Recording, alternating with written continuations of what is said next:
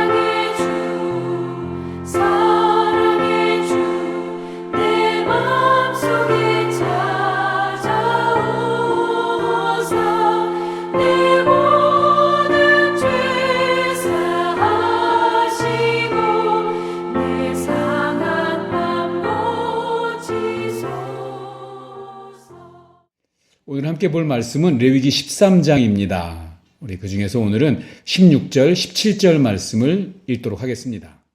그 생살이 변하여 다시 휘어지면 제사장에게로 갈 것이고 제사장은 그를 진찰하여서 그 환부가 휘어졌으면 환자를 정하다 할지니 그는 정하니라.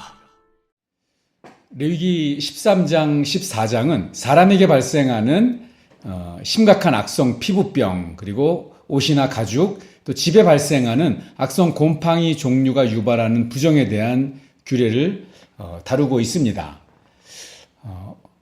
본문에서 나병으로 번역된 히브리어는 짜라하트입니다. 원래 이 짜라하트는 나병만을 지칭하는 단어라기보다는 이 살이 벗겨지는 악성 피부병을 광범위하게 지칭하는 단어인데요.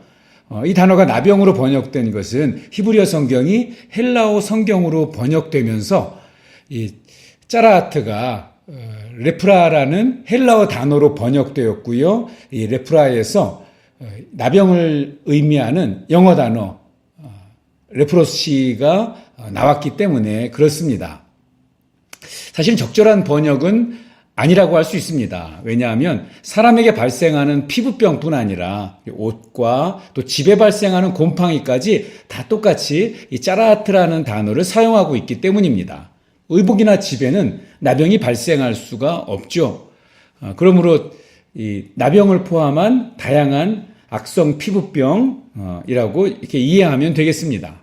그 새 번역이나 공동 번역에서는 악성 피부병, 악성 곰팡이 이렇게 번역하고 있습니다. 그런데 왜 이 악성 피부병, 특별히 나병을 부정하다고 격리했을까요? 이 짜라하트라는 말이 내려치다 혹은 타격하다, 이 스트라이크의 뜻을 가지고 있습니다. 하나님께 맞아서 생긴 재앙으로 보기 때문에 격리해야 할 이 부정한 상태로 여겼습니다. 그리고 이 피부병은 전염성이 높기 때문에 공동체를 혼란에 빠뜨릴 수 있기 때문에 이런 종류의 피부병을 특별히 격리하도록 했습니다. 성경에서 가장 많이 언급된 질병이 나병입니다. 총 83회나 등장을 하는데요. 성경에서 나병이 처음 등장하는 때는 모세가 하나님께 소명을 받는 장면에서입니다. 이스라엘 백성들을 출애굽시키라는 하나님의 명령 앞에서 모세가 사실상 거부하죠. 모세의 손이 그때 나병에 걸리고 하나님께서 다시 품에다 넣었다 꺼내라고 이렇게 말씀하셨을 때 모세의 손이 치유됩니다. 그래서 나병 같은 불치병도 고칠 수 있는 전능하신 하나님이라는 것을 우리 모세에게도 알려주고 가서 백성들에게도 보여주라고 하나님이 알려주십니다. 모세의 누이 미리암도 나병에 걸렸었죠. 그 이유는 하나님의 대리자였던 모세가 구스 여인과 재혼한 것을 비방함으로 하나님이 주신 모세의 권위를 훼손시킨 것에 대한 하나님의 징벌이었습니다. 열왕기하 5장에서는 엘리사의 사환 게하시가 이 나병에 걸렸다가 치유받은 이 나만 장군에게 이 치유받은 것에 대한 보상을 개인적으로 요구했다가 나병에 걸리게 됩니다. 그리고 역대기하 26장에도 블레셋을 정복하고 교만해진 우시아 왕이 제사장의 규례를 어기고 여호와의 성전에 들어가서 향단에 분향하는 죄를 저지름으로 나병에 걸리게 됩니다. 이처럼 성경에서는 하나님의 말씀에 대한 불순종이 있을 때 그 형벌로 주어지는 병이 나병이었기 때문에 특별히 나병에 대해서 더 부정한 질병으로 여기는 이유가 바로 있습니다. 2절부터 46절까지는 사람에게 발생하는 악성 피부병을 약 21가지로 구분해서 이렇게 반복하면서 설명을 하고 있습니다. 먼저 증세를 소개하고 그 다음에 제사장의 진단과 처리가 소개가 됩니다. 악성 피부병으로 진단되면 옷을 찢고 머리를 풀고 윗입술을 가리고 나는 부정하다라고 외치면서 스스로 사람들과 거리를 두고 공동체로부터 격리되어서 살아야 했습니다. 47절에서 58절은 옷에 나타나는 악성 피부병에 대한 판단 기준입니다. 옷에 푸르거나 붉은 곰팡이가 나타나면 제사장이 일주일 동안 살펴보고 판정을 내립니다. 악성 피부병으로 판정이 되면 불로 태워 없애야 하고 그렇지 않으면 다시 빨아서 사용할 수 있었습니다.